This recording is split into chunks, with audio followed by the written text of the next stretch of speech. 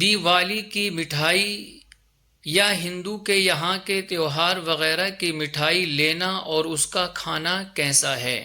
بسم اللہ الرحمن الرحیم۔ الجواب بعون الملک الوہاب۔ دیوالی کی مٹھائی خاص دیوالی والے دن لینا منع ہے کہ یہ ایک طرح سے ان کے اس تہوار میں شرکت ہے۔ ہاں اگر کسی اور دن دے تو لے لے، نہ یہ سمجھ کر کہ ان خبثاء کے تہوار کی مٹھائی ہے بلکہ مال موذی نصیب غازی سمجھے، اور اس مٹھائی کا کھانا جائز ہے جب تک کہ اس میں کسی ناپاک چیز کا شامل ہونا ثابت نہ ہو۔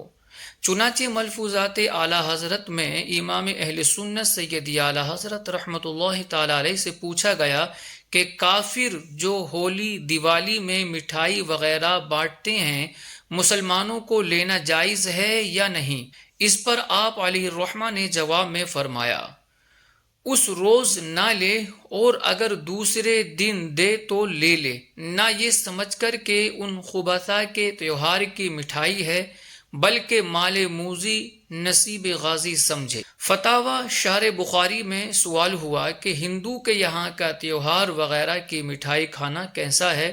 تو اس کے جواب میں آپ علیہ الرحمہ نے ارشاد فرمایا، یہ مٹھائی پاک ہے اس لیے اس کا کھانا جائز، لیکن خاص ان کے تہوار کے موقع پر لینا ممنوع ہے۔ یہ ایک طرح سے ان کے تہوار میں شرکت ہے، دوسرے دنوں میں لینے میں کوئی حرج نہیں۔